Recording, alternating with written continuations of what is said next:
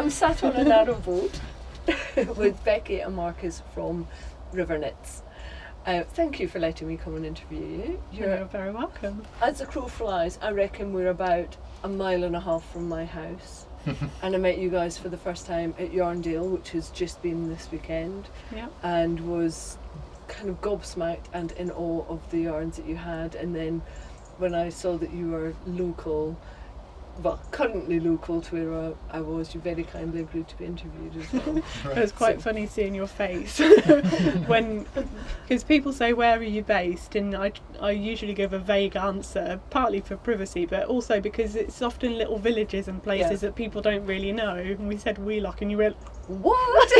Yeah. Well, usually when I have to say where I live, so I live in a tiny little village called Winterley, and Wheelock is even smaller than Winterley, and usually I have to say Sandbach, and then if somebody doesn't know that, I just go, oh, it's south of Manchester. Oh, okay. So that, you have to go bigger and bigger and bigger for people to understand where you come from. So to hear Wheelock when I was in Yorkshire it was a little odd. I was a bit that's disconcerted by that. But one of the other reasons that I wanted to interview you was because your yarn is it's beautiful.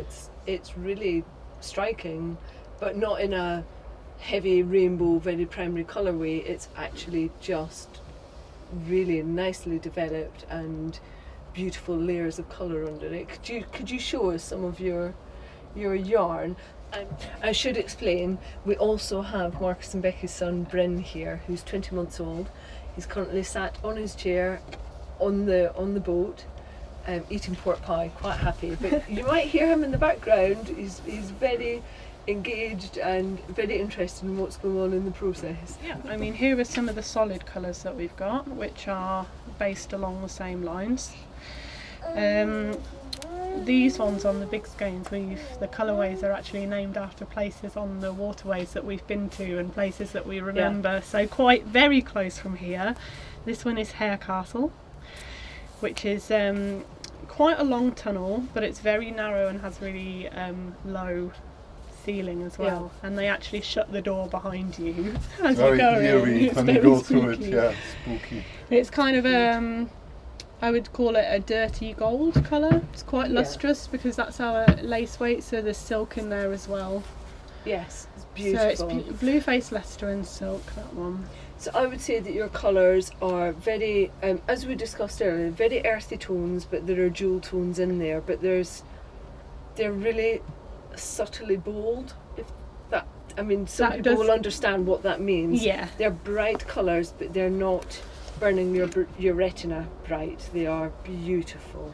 And that's always been the aim, because I really love bright colours. Yeah.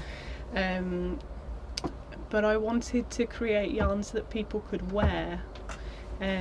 Being a redhead, I can't wear neon sort of primary clashing sort of colours, and when I see them on a display, the colours they make me very happy, but then I'm less likely to knit with them. Yeah. And the other thing that struck me across your range is that everything goes. You could pair up most things with most of your yarns and have a really beautiful palette. Yeah, that was definitely another aim as well, was creating. There's so many designers out there mixing and matching yarns now, and I want people to be able to select, yarns that all work well together from what we have, and lots of people did that at Yarndale this weekend. It was really lovely to see. Very busy. It was lovely to see you both there, and to see the reaction that people had to your stuff. And you're very much a duo. It's a dying duo. It's the peer review that are in this process. It's not. It's because quite often the dyers are female. I know there are male dyers out there, but it does tend to be a more female vocation. But you are a dying duo. How do you divide your labour? Because you're obviously on a boat which has its own constraints when it comes to dyeing. It's not a massive amount of space. So do you have a natural dance and rhythm that you do when you're on dye days? Yeah, we do, don't we? Yeah. It's a kind of, I do most of the dyeing. I do all of the development work, certainly, and then and Markus can follow my recipes, so he has done some of the dyeing. People will have bought yarn this weekend that Markus That you've dyed. Yeah. You won't be able to tell the difference between his and mine. Generally it's me dyeing, and I do it in the kitchen. But because we're in a narrow boat, I mean, it's basically the width of a corridor. Yeah. You've seen it. It's probably my...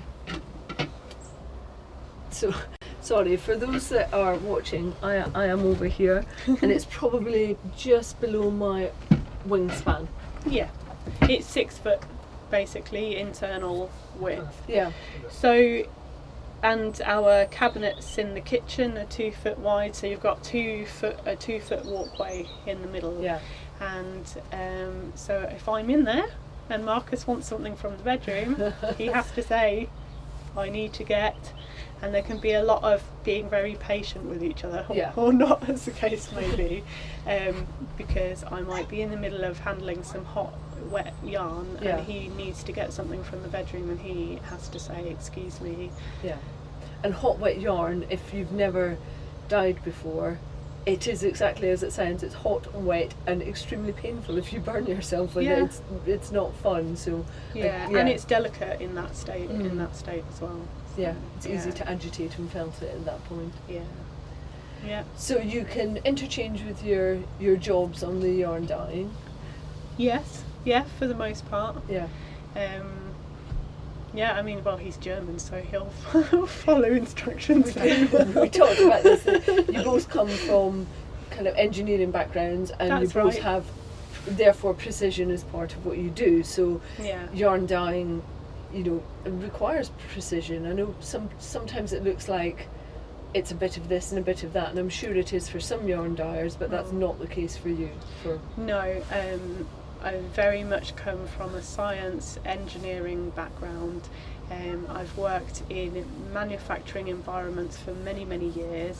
And yes, I've designed manufacturing processes.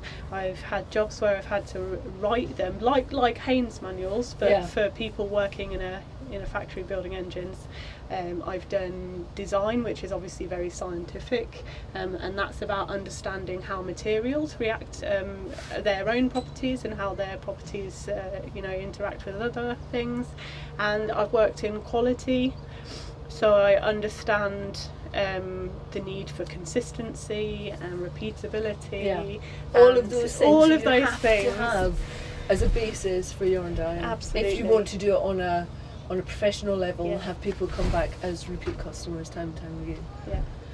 Yeah. And I have to say, I started playing with your yarn. I got my hands on some on Saturday, and then I was gifted more. So the lovely lady that I was with on Sunday, I'd driven us to Yarndale, and she bought me some of your yarn as a thank you, because she knew that was a really safe bet. So I'm going to show you what I started, and clearly this is a crochet podcast. Have you seen much crochet done with your yarn?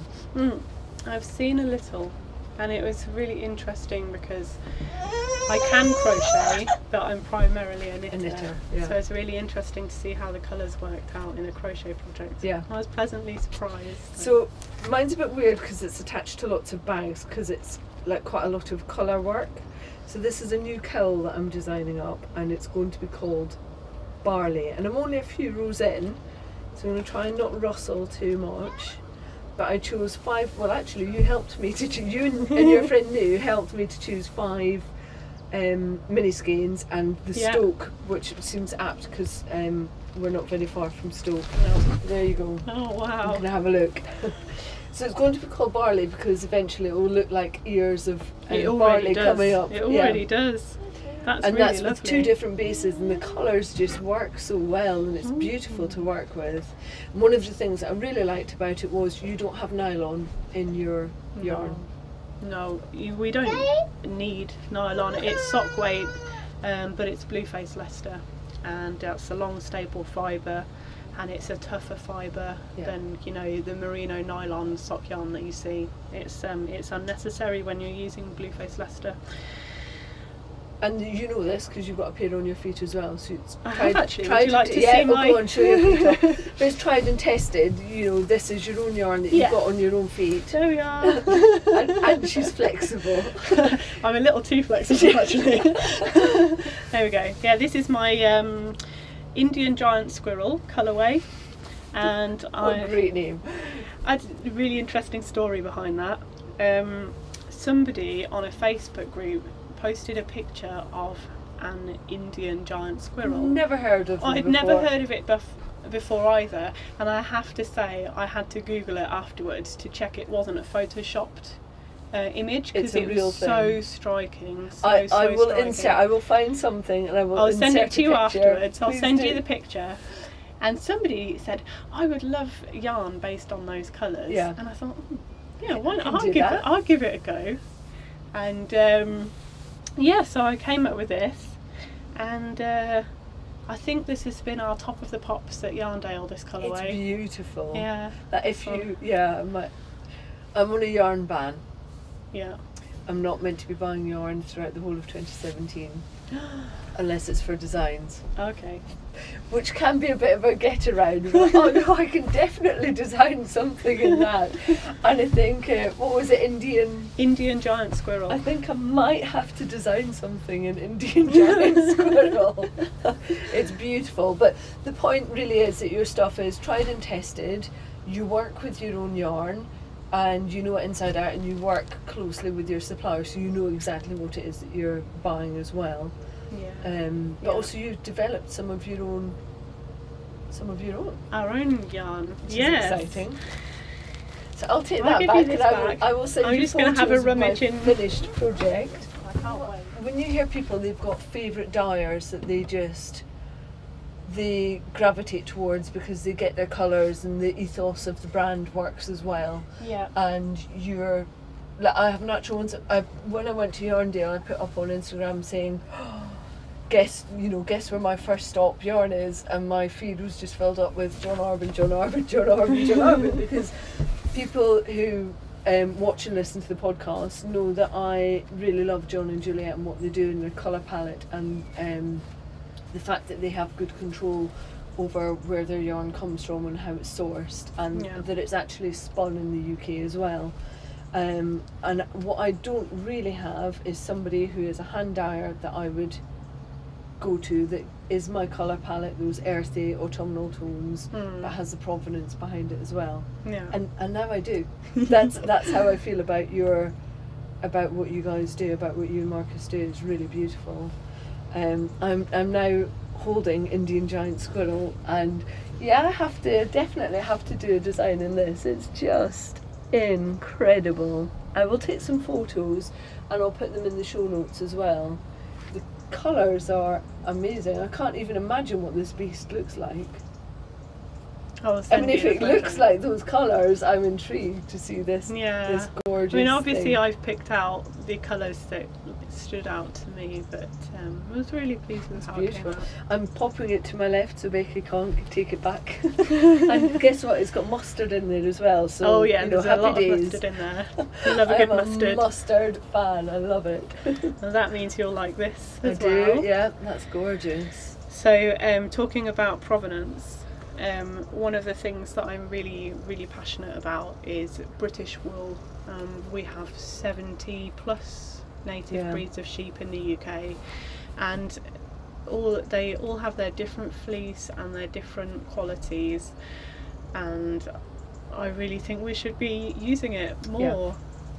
Yeah, it's one of the things that regular listeners and viewers of the podcast will know that I'm also passionate about. I use all sorts of yarns, but if you give me a choice, I would be using breed specific British breed. Yeah. But I don't always want it to just be undyed. You know, I do like to see it dyed up as well. Yeah. And I love mixing the two together. Yes, Because it really as brings do I. out the natural. So this is our Jacob yarn, It's lovely. which I just love it so It's much. very soft to handle. It is, and it's even softer once it's been knitted up. Yeah. So the story behind this is a friend of a friend is a sheep farmer, as so often happens. In Worcestershire, in the Malvern Hills. Absolutely stunning scenery. And he does all of his farming by hand and by horse. So really intensive but environmentally sustainable farming. Okay. And the sheep are hand sheared. And we had the fleece, and I hand sorted it. Which is interesting on a Jacob. Yeah, because the Jacob fleece, it's huge. Yeah. It's about 2 kilos worth of fleece. So just having some space to lay it out and have a good look at it is a thing, especially with a boat. Yeah. But it's white with big brown splodges. Splodges, that's the word, isn't it? They're splodge sheep. Yeah. So what traditionally gets done with Jacob, I think they have 5 recognised colours in the Jacob fleece. Yeah. But typically 3. There's white, there's brown, and then you've got your in-between colour. And what we've got spun up is mostly white with some of the brown, and it makes this, what is it? Is it grey or is it greyish? I think it's greyish.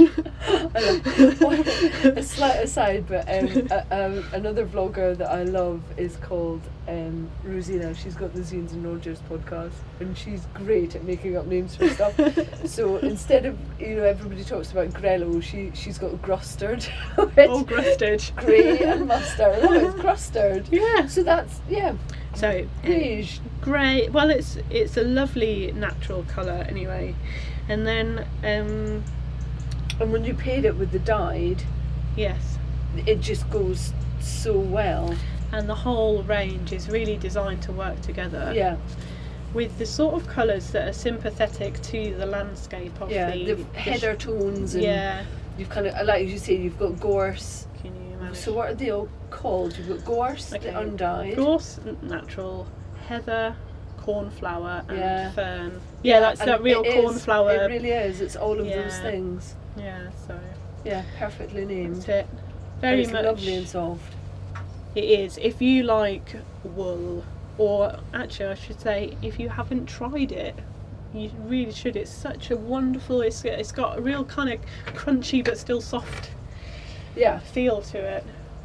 And you've done all of that yourself, so that's not, you're not buying in from a bulk supplier. No. So how many kilos did you have taken to the mill? 20. And then how many do you get back? Approximately half. Yeah. We had that was part of the problem of the hand shearing process, unfortunately, is that you get a lot of second cuts. The farmers or shepherd, his focus is on making sure his sheep are nicely shorn and they're not too hot and whatnot. But sometimes you get the short fibres where they've gone over it again. That ends up as waste in the spinning process. Yeah. Which is it's a shame that so much of that is left out, but it's worth bearing in mind for people when they, sometimes people question the cost of wool, and when you think that 50% of it disappears before you've even got it back as a product that you can sell on. Yeah. It's worth paying. And for it's taken stuff. the sheep a year to grow it. Yeah. And it will last you a lifetime. Yeah, I once mean, you've this made it is into gonna, something. and you can that's gonna wear like iron. I will have this hat for the rest of my life. Yeah, me. Unless I drop it in the canal or it blows off my head. Because I guess lots of people would look at your lifestyle and think, yarn dyeing's such a lovely occupation, and you live on the boat, and what a lovely. But actually, it's a tough life, isn't it? It's a physical life. Yeah. Even dyeing is physical. You're standing up, you're on your feet all day doing it, and my processes, especially for the variegated yarns like the squirrel yarn. The amazing Indian, it should be called the amazing Indian giant squirrel. Have to do really tiny handwriting. Yeah. Those yarns take a long time to dye. It's not just a one dip because process. It's layer upon layer upon layer. The colours are layered up, so obviously that takes time.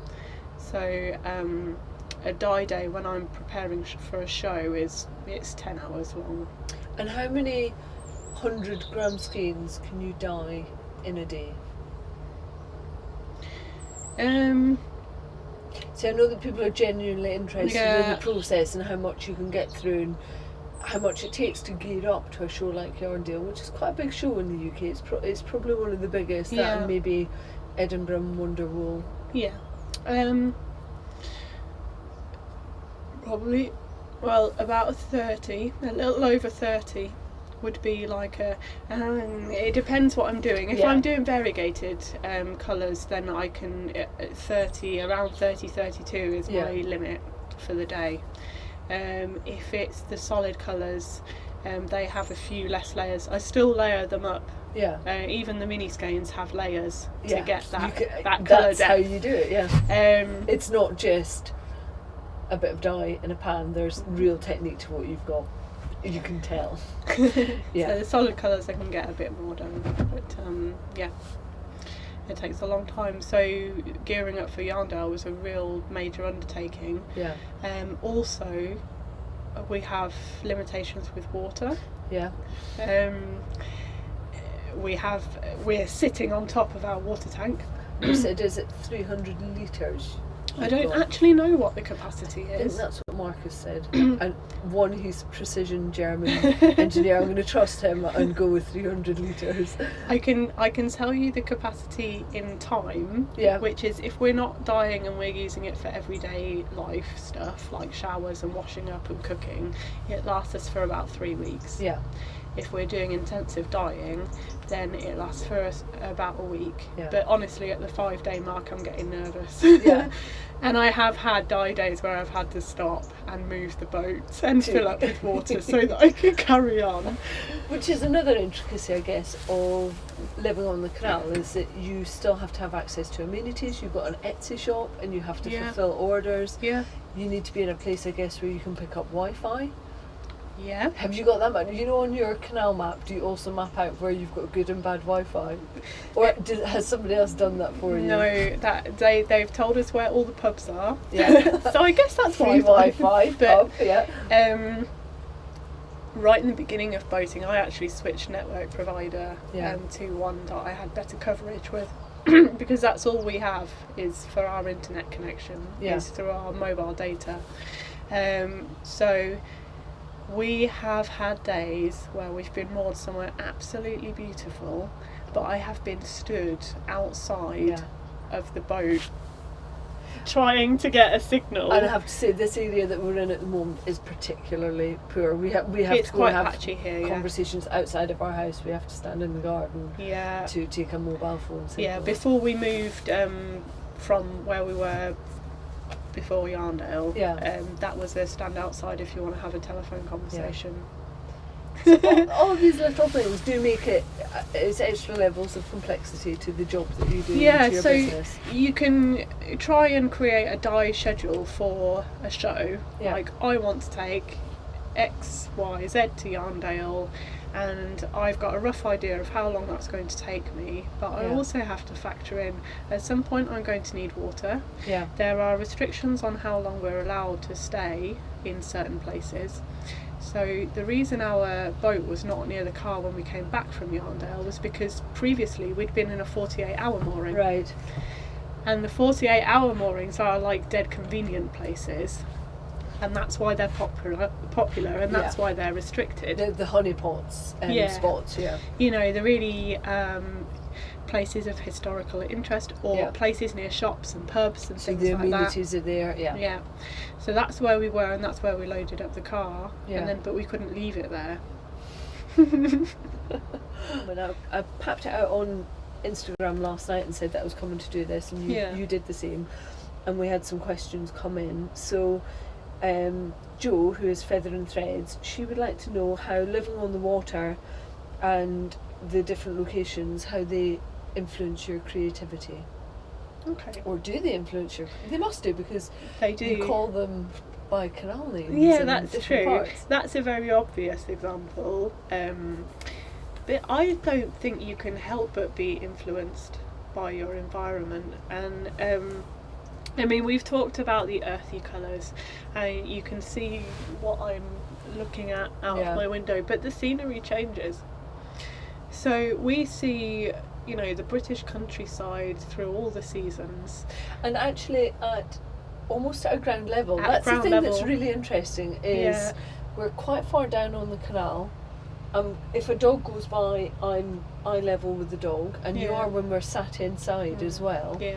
You're In fact, pro- we're slightly higher up at the moment, aren't Yeah. we, than we would be inside. It's almost like you're right in at nature, and you've got a bug's eye view. Oh yeah, It's almost like that. Maybe It's a almost duck's in eye view. Duck's eye view, but it's almost in minutiae because you're so close to it when Yeah. you go past it. Yeah. You don't get the big vistas in the same way. You're not.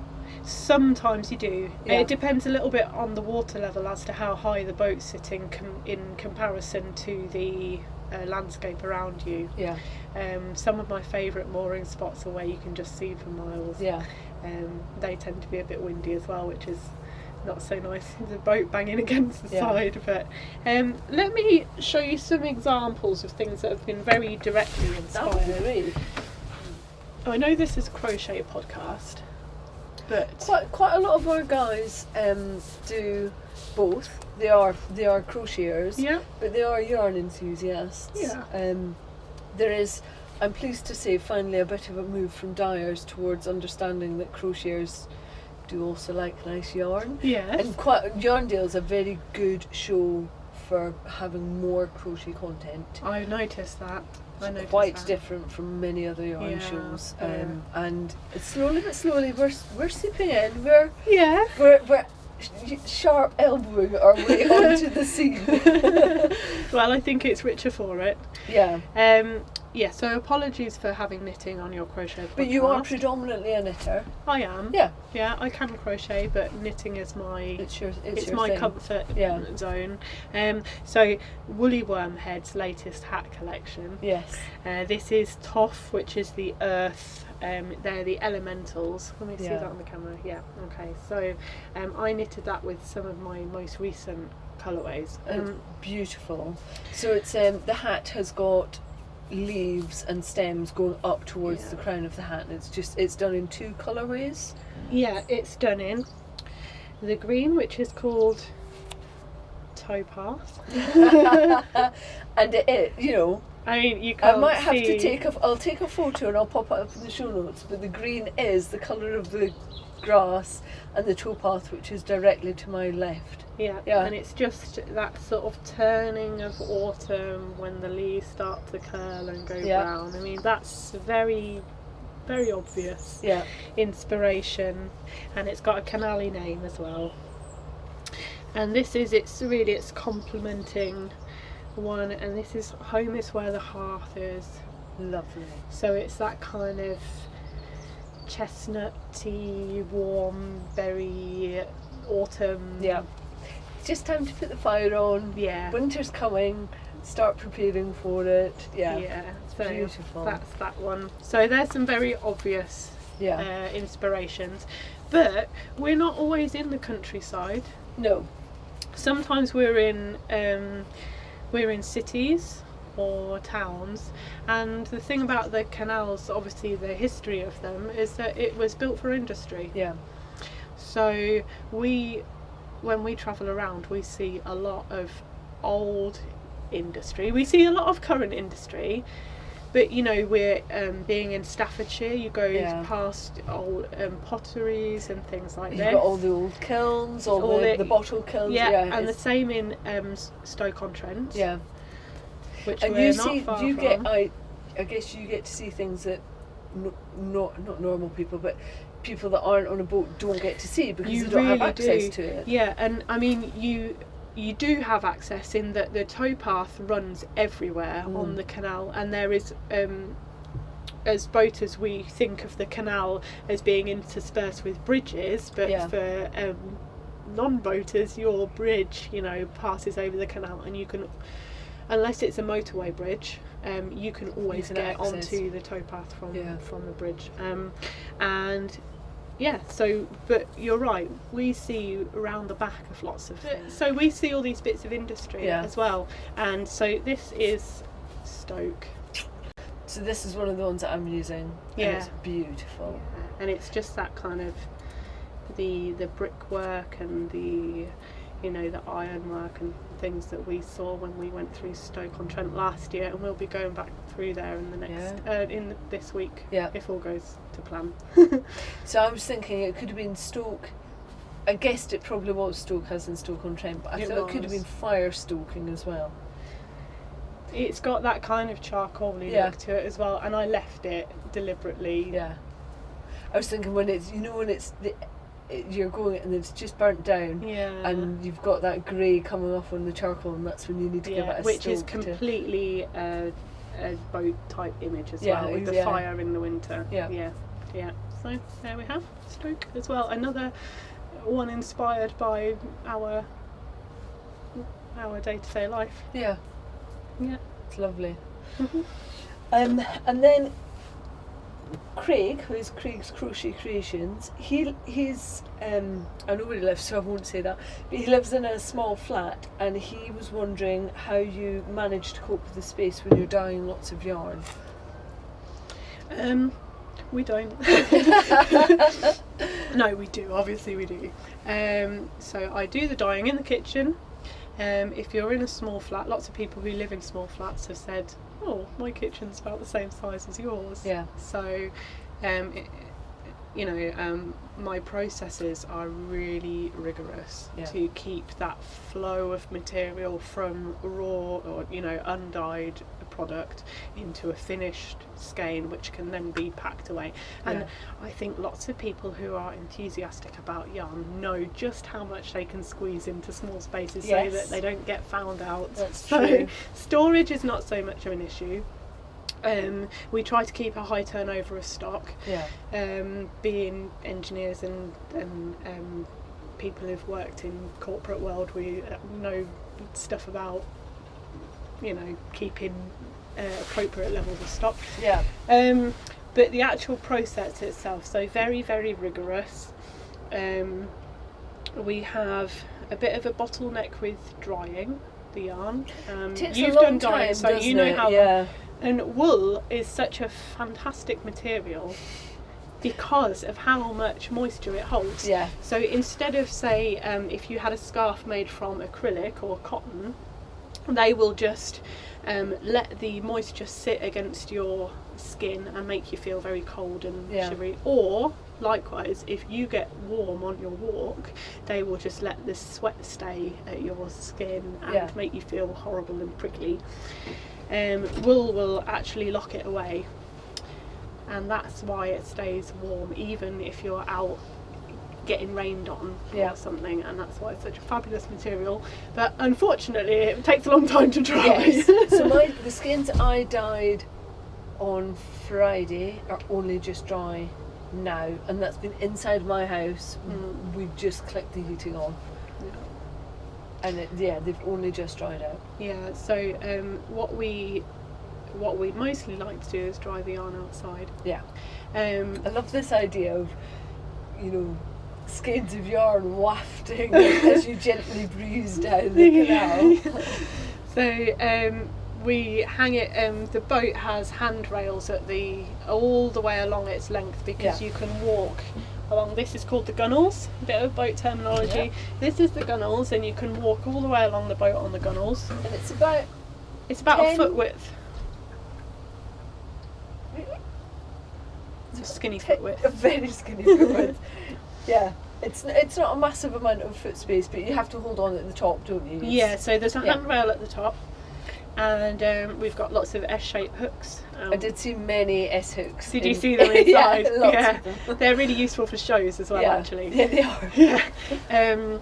Although if top tip, if anybody ever thinks about vending for Wonder Wool Wales, you need the really, really big ones, the proper big butcher's ones, to go up and over the shell stands. Okay, little S-hooks do not cut the mustard at Wonder We've got Wool a Wales. few different sizes. You need the biggest you can get your paws on. And we hang the yarn outside, and it's great because you get the breeze on it, but also when the sun shines it warms up the side of the boat, so it's actually getting warmed from sort of the inside, and then it's getting, and we flip it round and turn it around and stuff like that. When the weather's not good, Sometimes if we're really trying to get through a lot, we put a parasol up on the back so we can still take advantage of the sort of the air movement, the air which is what takes the moisture away. Yeah. And we let it do its drip drying, where it's really dripping wet. And we let it do that outside, and then we bring it into the warm environment because it does need warmth to dry it properly. So in the winter it gets a lot of hanging by the fire. And you've got solar panels? We have solar panels. For your electricity, and is it coal and wood that you use? Yeah, our stove takes wood and coal. Yeah. Yeah. So that's that lovely dry warmth. Yeah. That which you get is perfect for drying which stuff is perfect. like yarn. Yeah. Even on a day like today, say if it was raining today, it's not cold, is it? No. I'm pleased I've got my woolly jumper on, but I'm not. I don't have a jacket on. I'm just nice and warm, I'm happy toasty. with my shawl. We've both got wool around us. We're very happy. But once it starts raining, of course the air gets damp, so we might have the fire on, but we can leave all the doors and windows open. And then it's not too hot for us, but it's drying the yarn nicely. Yeah. So if anybody ever buys yarn from us and it smells of wood smoke, I'm very sorry, but it must have been a bad weather day. That's a nice thing, isn't it? That when they get the parcel through from you, if they've placed an order, they smell more than sheep and I don't think your yarn. No, I don't think it does, and a lot of it, because it does eventually just air out. That's got an undertone of sheep. Definitely. But the idea of it smelling of wood smoke and then you can place it and say it must have been a bad drying day, I really quite like that. That's nice. Yeah, so that's one of the challenges. We've talked about water a little bit, haven't we? Yeah, and then also you've got different dye pans. So you've got cooking pans. Yeah. And dye. So that's another not layer of complexity, but storage in. Yeah, that's a good point actually, because we don't use the same pans for dyeing as for cooking. And they're big pans. Are big. You could make an awesome stew in our dye pans. I have got a massive set of pans. Yeah. Yours make mine look puny, and I do batch cook, so I batch cook everything. Yeah. But yours make mine look. They're left wanting, basically. Well, I can tell you where I got them from. Yes, please. But yeah, I mean, we've talked about the sides of the kitchen, and I'll just describe it for people. So we have a central walkway, and on the right hand side I have the sink and the draining board, which is obviously important, and then a worktop which has the hob at the other end, and then on the left hand side I've got, well, the fridge is freestanding, and then I've got another shorter piece of worktop, and then I've got some shelving on the bulkhead on the wall, on the part of the wall which doesn't slope in, but the dividing wall between the kitchen and the next part of the boat. So that piece on the left hand side with the shorter piece of worktop and the shelving, that is my dye space, and that's where I keep the dyes and where I keep the pans, and that's separate from our food space. I use the other worktop when I'm dyeing, but it's always like, okay, we're done with food things now, wipe the surfaces, no it's a dye space. Now it's dye space, and then when I'm done with the dye space, it's like, okay, we're back to food space now, wipe all the surfaces back down, and put the dye things, make sure everything's over on the other side. I wonder if having less space sometimes can actually be of benefit, because I always think the more space you've got, the more space you occupy, whereas you can keep it tight and precise if you only have that space to operate in.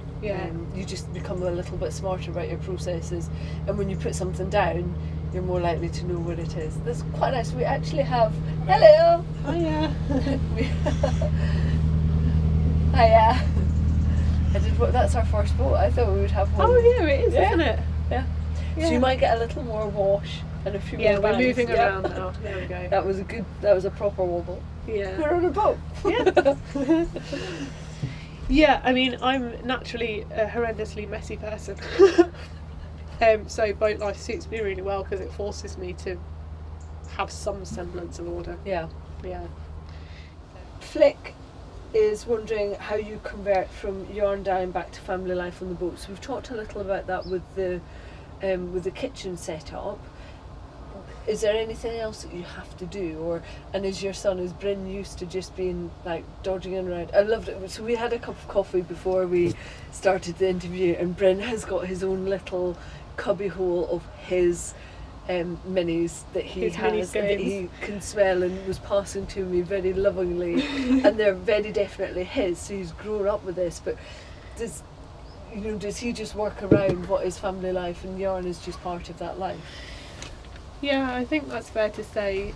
Obviously with the space limitation, when we are dyeing a lot of stock and drying and sorting out yarn, once it's dry or it's nearly dry and it's brought inside, and we're lucky to have quite a lot of windows here, which means that we've got lots of curtain poles. Again, and those S-hooks coming to use again. Immediate hanging space. So we have yarn curtains quite a lot of the time. I like that. And draw the curtains. And yeah, everybody has to kind of live with it. Yeah.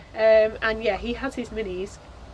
They're my development skeins from the grid of 60 colours. He's got all of your one-of-a-kinds. But it's great because if we're scaling up and you really can't have him playing with it, then we just redirect him to, where are Bryn's mini skeins? And he gets his out then. Yeah. And he has an appreciation for it as well, which is nice. Definitely. Yeah. He's already doing the sticking knitting needles into yarn and things like that. So I just need to make sure he's got a crochet hook as well. Yeah, there are a few crochet hooks on the boat too. And then somebody who came from your Instagram feed is On Your Bike Somerton, and I like this question. She says, what do you do with all of your yarny goodness when your boat has to be lifted out of the water or repainted? Have you ever had to have it lifted out? Yeah. So what do you have to have it lifted out for? General maintenance, or? It's a general maintenance task. It's hull blacking. Right. So the boat is made of steel and it's sitting in water. So obviously corrosion happens over time.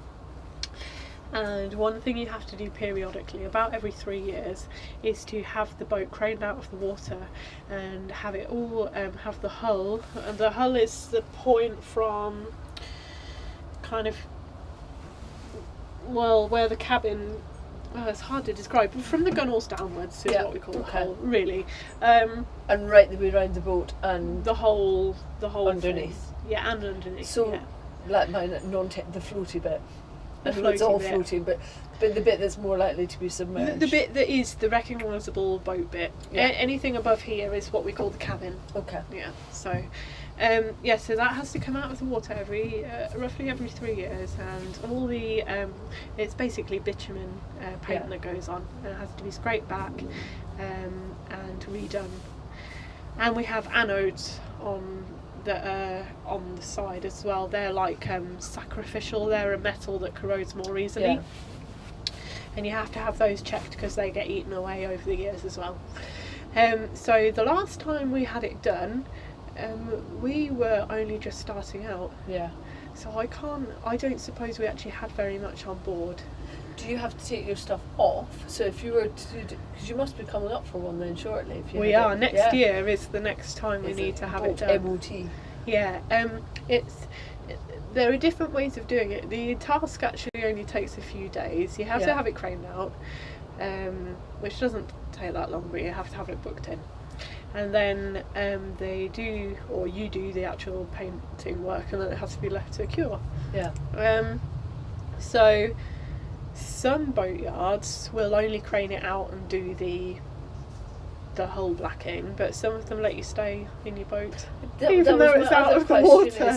That must be so bizarre. Yeah, some boaters that we know have gone with that because their boat is their only home. They can't just go somewhere else. And they say it's the most weird thing because you get used to when you walk down the boat that it sways a little bit. Yeah, you've got a slight misstep and it's not like that. It's solid, and it must sound different as well. Yes. Yeah. And even the temperature must be different. Must be. Yeah. Yeah. So you'll have to report back and let us know what happens. So I don't know, but it's only for a few days. So I don't think we'll need to cart all our stuff off or anything like that. Oh, We'll no. just plan it in. We'll have a holiday. Or something. just do it right after a yarn show Yeah, when you've sold out, and then yeah. be ready to gear up for the next one once the hull has been blackened. Yeah. Great question. It's good, isn't it? And it's again, it's one of those intricacies. I guess it's what makes this such, in part, such an interesting thing, is because your lifestyle is so different, and lots of people will be intrigued by this, and not just to hear about the dyeing, but actually how you marry the two things together. Yeah. It's really, I've learned a lot. It's been brilliant. So coming out of Yarn Deal, lots of people will have asked you for your business card. Yeah. When do you then see the impact of that, of doing a show for people that maybe didn't buy from you straight away? Almost immediately. Yeah, so you're going to be post officing this week, so your next load of orders are going out. Yeah, we haven't opened the shop back up yet. Yeah. We talked about the logistics of unloading the car. Yeah. So I've only just counted all the stock again. So we need to, want to get the shop back online. We go to the post office once every 1 or 2 days. Yeah. We're really hot on sending yarn out, and I don't ever want people to think that because we're on a boat or doing That something you're- slightly weird that we're not going to follow up on Yeah. great customer service. Yeah. If I have an impulse purchase of yarn on the internet, want I want it. it now, and I get that. So Yeah. we really try hard to send things out. We say on our website, 1 to 2 business days. Yeah. But sometimes it's better than that. If the order comes through in the morning and we're planning you to can go process, to the post office in the afternoon, we'll send it out. So Yeah. yeah. That's good, and I guess with the advent of other delivery systems as well, that's a potential. I use my Hermes as well as the post office, Okay, yeah. because sometimes I can just get things there more quickly with my Hermes and cheaper to the customer as well. But as you've said, the way that the canals have grown up in the industry, and then habitats have formed around the canals, actually Yeah. lots of amenities are by the canals anyway, so post offices. Yeah, generally there's not one far away, and if we are a little bit far away, we don't mind, because it's a reason to get out of the boat, Yeah. and it's a reason Yes. to go and explore the place that we've moored up in. Yes. Yeah, So then, question though, because you said that you buy yarn, where do you get your yarn sent to? we get our yarn sent to Northampton. So Actually, you've still got like a little hub. There's still we have a place. hub. I grew up in Northampton, and I met Markus in Northampton, and he has a flat there. Yeah. It's rented out now, so we can't. But it's handy because it's in one of those big old houses. Yeah. So it's got a proper entrance hallway. So if we still have things delivered there, and we can just let ourselves in just the entrance hallway and That's pick them helpful. up. Yeah. Except it's invariably a massive I was box gonna say, box of of yarn. undyed yarn. And then we have to go knocking on the neighbours and saying, "We are so sorry." It might have been there for days. And they say, "It's fine, it's not a problem." But yeah. And then following on from that, then, because you do buy other people's yarn as well. Mhm. Who do you buy? Who do you like as a yarn dyer? So when I'm looking at other yarns, we've talked about wool. Yeah. So I'm looking at people who are using interesting bases, other British breeds and things Yeah. like that.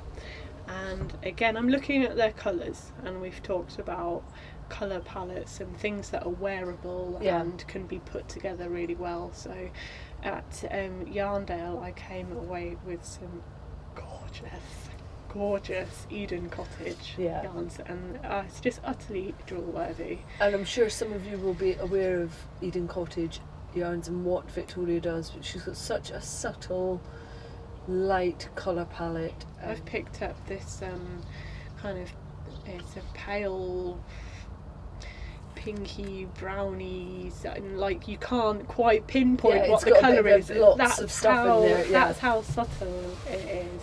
And I just, I have tremendous respect for somebody whose yarn is technically so well dyed. It's really, really good. I mean, for me, that's like expert level, and I'm working towards this, So yeah, the colour palette needs to appeal, and I mean, I'm just as likely to be a customer as someone like Blacker Yarn or Sheepfold, people who are really serious about getting proper sheepy single breed specific yarns.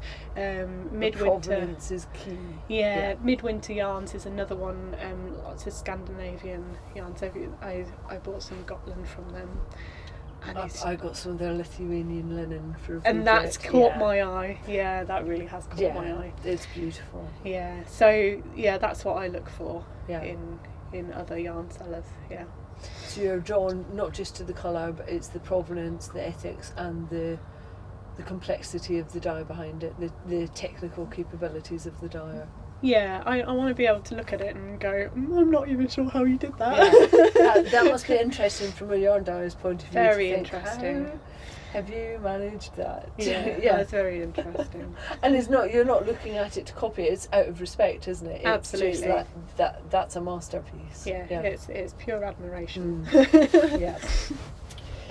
So I know that you knit and you crochet. So spinning wheel inside. Mm-hmm. Do you do any other crafts as well? Craft-wise, no. But we also play music. Yes, you do. So what's the name of your band? Das Boaty McBoatface. I was trying to remember to tell Matthew, I was like, it's something really clever, and it's got Boaty McBoatface, but it's cleverer than that. Yes. Which is great because, well, I'll let you explain. I get it, but... Okay, so I'm just going to shout out to my mad friend Emma Heath, and she's Little Knits. Knitting and crochet friend. Yeah. But we were banding about names, and it was at the time of the whole Boaty McBoatface thing in the news, and we were coming up with names, and then of course with Markus being German, Emma just went, Das Boaty McBoatface. It's absolutely perfect. And I just thought, that's the name. Yeah, life's too short to take yourself seriously, so we're Das Boaty McBoatface. The other thing that I wanted to talk to you about is something that you've done in conjunction with your friend who I also met at Yarndale, who was just lovely. She is absolutely lovely. Enjoyed talking with her. And she does leather work, and she's done some amazing project bags for you. And this is one of the things that I really love about this industry, is the amount of collaboration that you get, and where you can get mixed media products, and somebody who maybe doesn't do yarn but does something else and can still bring something to the party, and just the crossover that you can get is fabulous. It was a really, really lovely thing. I mean, Nu is an absolutely fanatical knitter and a crafter. And her designs are beautiful. I was she checking has them some out designs yesterday. out as well. As do you, though. We haven't discussed that. Yeah, I have a few. If you follow me on social media, Facebook and Instagram, I will be pushing Nu's designs, because they are really something. And the shawl that she had on at Yarndale, the leaf shawl, I think she got a lot of love for that, and it's really beautiful and really quite unusual. It is a really unique design. Yeah. Really unique, and she's had it for about 5 years. And when I saw it, I was like, you have to get that out. You really do. I think is she working on it now? She is, and I'm going to test knit it for her. Brilliant. Yeah. She needs another test knitter. I'm not quite sure when I'll fit that in with everything else, but I would happily test knit that one for her. The other thing about Nu is that she is a really talented leather worker. Yeah. Really hard working as well. Yeah, and she does all sorts, but I can't remember how it came about, but suddenly the idea that project bags and leather was a match. Yeah. I knit quite a lot of socks, and the tiny sharp needles always work their way out of my project bag and stab me in the leg. Whereas it's not going to happen with this. And this is such soft leather. I mean, I've used it for a gorgeous. while now, and it's softening up so beautifully. It was my 30th birthday this year, and this was my present from Markus. Commissioned this from New, Very nice. but she's been doing some for us, and that's one of my jobs, is to get some listed in our shop. Yeah. We have them at Yarndale, you saw Yeah. those. We're Very well definitely, received as well. yeah, we're definitely going to be continuing with that. And what I liked about New is that she also understands the provenance of her Yes. leather and where all of the bits and pieces come from. All of her leather is British Yeah. leather again, you know, seriously high quality. I'm actually hoping that she, we were emailing each other back and forth last night, and that she might be doing some bits and pieces for me as well, because you know, sometimes you just come across people and you're like, yes, you understand what I'm trying to do. Yeah. It's not about quantity, it's about the quality and understanding where it's come from. So yeah, I'm so chuffed to have finally found a leather worker that is working within the same constraints that I am. It's Yeah. really good. And what I will say is, obviously we have pre-made bags that I'll be putting in the shop and that we'll be taking to shows. Yeah. But if you ever, I mean, we don't have ones at this size. I thought perhaps the cost might be prohibitive, but a lot of people really oohed and ahed over Yeah. this. So what I would say is absolutely get in touch if you want something a little bit different or a different size or whatever. Just don't hesitate to get in touch. And New can do sort- it. yeah. She can do it. New can do. New can do. Yeah, I can vouch for her. Her craftsmanship is incredible. Yeah, it really is. The leather She is really just cares beautiful. about it. Yeah, she does. She does. Yeah, So she, yeah, she I was love she was a gem of a find. You both were actually. It's been brilliant. Thank you very much, both of you, for. You need to poke your head Come out. back. Come back. Then he's asleep. He's asleep. Is Oh, he? well done. Despicable Me knocked him out. Yeah. It's been really fabulous. Thank you very much for spending time and letting me come and Thank you. interview Thank you. you for coming. on the boat. It's been really lovely. Yeah. Nice day. Yeah, I Yeah. was expecting more overcast, and it's just been lovely. This is good boating weather, actually. Yeah, not too hot, not Yeah. raining, Yeah, just enough of a breeze. but it's been really lovely having Oh, you. thank you. It's Talking been about a yarny pleasure. things and woolly It's things. always nice, isn't it? Yeah. And you have forever until the day that it stops. Invite to come to wool gathering Sandbach whenever you're on the canal. Every thank other you, yeah. Thursday, just come along and No, we should, shouldn't we? craft Yeah. with us. Yeah, that would be We're a wonderful. good bunch, and we have the cake tin of doom. So somebody has to bring the cake tin filled with goodies. Every time we have a gathering, she always gets something nice to eat as well. Oh, that sounds very tempting. Cake. Yeah. Thank you very much. Thank it's a Northamptonshire Morris tune with a little Das Boaty twist. Yep. on it. Okay. 1, 2.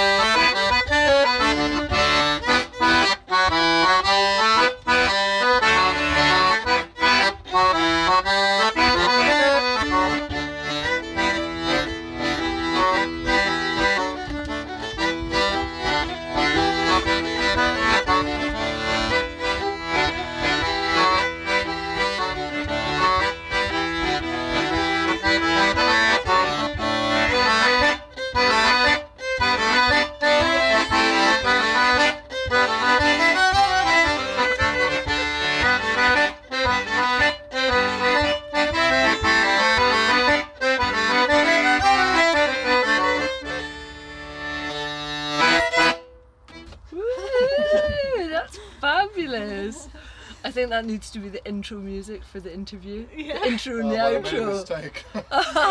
I would never know. It must be interesting, like playing out here and having passers-by. And, Yeah, you get Do you ever lots get of- people just jigging outside? That would be me if Matthew and I were here. People either stop. slow down or stop sometimes. Yeah. And, yeah. Well, you definitely drove this fellow out of his boat. Yeah. And let's play one more and then we look after Bryn and get ready. Yeah, okay, how about I've got some fly.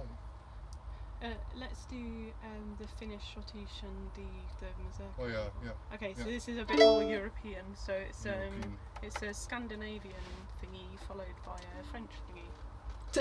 Technical Very thingy. technical Yeah. folk terminology. But it's very nice. It's very nice, yeah. Ready? 1, 2.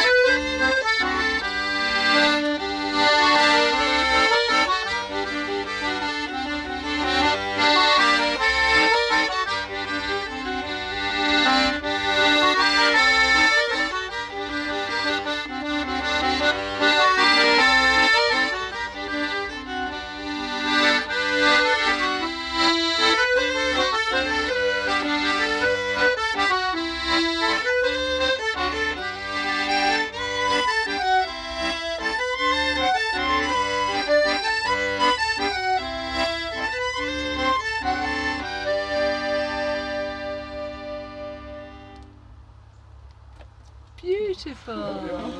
It's really lovely. Almost a little Thank bit you. French.